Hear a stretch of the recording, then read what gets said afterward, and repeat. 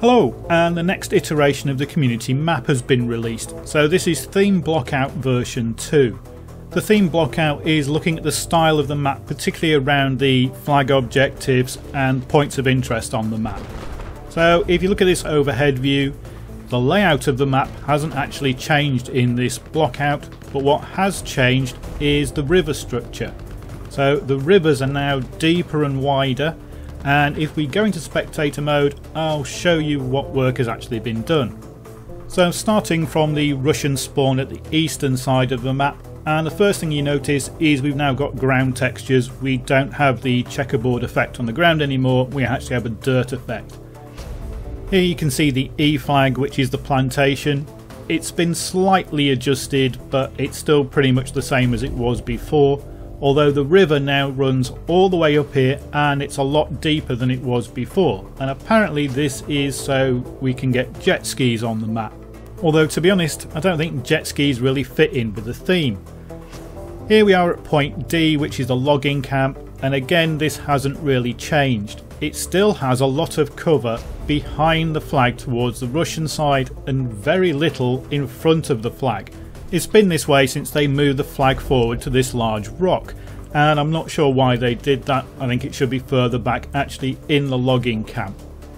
E and D is starting to look very sparse when you compare them to the other 3 points on this map.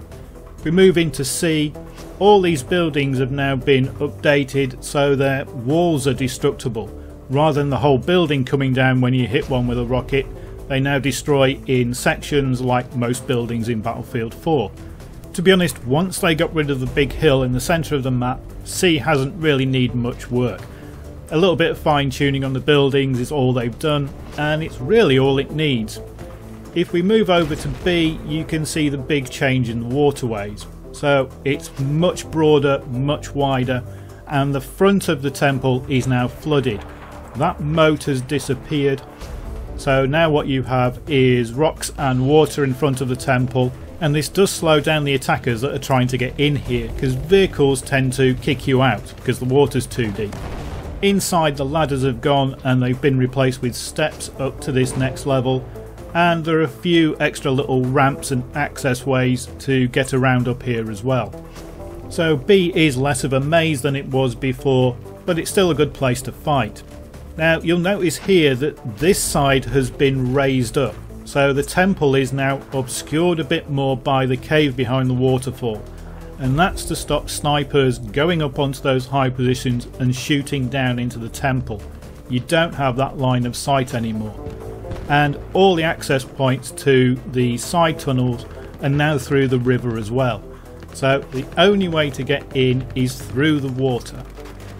There have been some quite big changes at A. The two large buildings on the left and right have gone to be replaced by smaller buildings. Now these I think are supposed to be where they held the monkeys, because this is an experimental laboratory, and this is the hospital wing. At the start of the round, of course, they're all complete buildings.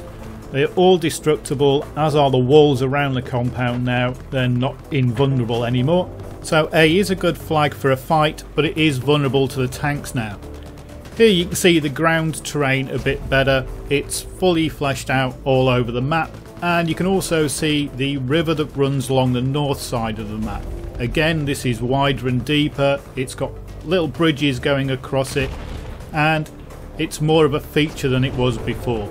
So it means we now have waterways that run along the south and the north of the map, so you can get to every flag by the water. This one on the north goes past C and D. The one on the south will go past B and E, so you can get pretty much anywhere on the map by water now. The inclusion of the ground textures and all the trees and foliage has slowed down the fast vehicles, so they're now pretty much restricted to the roads if they want to go around at full speed. The rivers, they've made some interesting choices, so if you come along here you can't get out this way.